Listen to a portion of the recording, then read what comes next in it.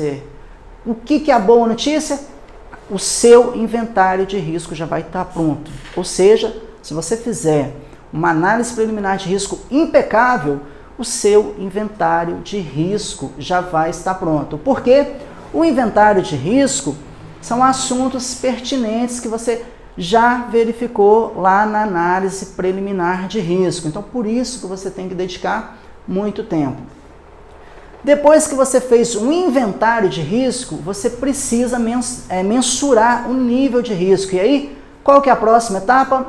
É a matriz de risco. A matriz de risco ela é uma ferramenta para você avaliar o nível de risco ocupacional relativo aos perigos identificados nos estabelecimentos, né, de forma a manter as informações e as medidas de proteção adequadas.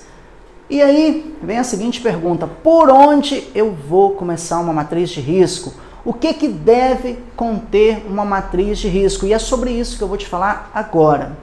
Primeiro, a gente já falou as etapas do Programa de Gerenciamento de Risco. Quais são elas? Vamos relembrar todas até aqui agora. A pesquisa, o como fazer, a análise preliminar de risco, o inventário de risco e agora estamos na matriz de risco. Eu criei uma matriz de risco que ela leva o nome de matriz TF. Eu não criei essa matriz de risco, não foi agora, ela já tem algum tempo, e ela consiste numa matriz de interação. A matriz TF ela é uma matriz quantitativa, porque ela utiliza critérios relativos à magnitude dos riscos por meio de números e cores. Aparentemente, é um método simples, sim, é um método fácil, porém, ele envolveu uma complexidade no desenvolvimento do critério, da magnitude, da significância desses riscos. Só que ela tem uma grande vantagem. Ela possibilita você comparar diversas alternativas de intervenção para controle, sendo ela bastante abrangente, porque ela considera risco físico, químico, biológico e os riscos ergonômicos. E na hora de classificar essa matriz, eu posso trabalhar ela com uma classificação que eu chamo de matriz TF reduzida, que eu vou considerar os riscos apenas como a classificação de insignificante, significativo e inaceitável, que vai corresponder às cores verde, amarelo e vermelho.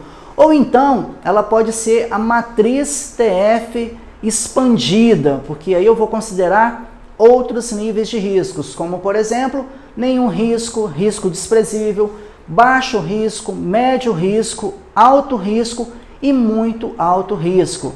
Então isso daí é como se fosse uma escada que tem lá 3 degraus e uma escada que tem 10, mas só que elas são da mesma altura. O que muda é a diferenciação em cada degrau equivalendo a um nível de risco. E o mais interessante, a matriz TF, ela funciona sem você ter que fazer nenhuma medição de higiene ocupacional. Ah, Thiago, como assim? Se eu não tiver uma medição de ruído, uma medição de calor, uma medição de agentes químicos, a matriz TF funciona? Funciona sim. Ainda que você não tenha nenhuma medição, essa matriz funciona para você mensurar os riscos. É claro que para isso eu tive que considerar algumas incertezas.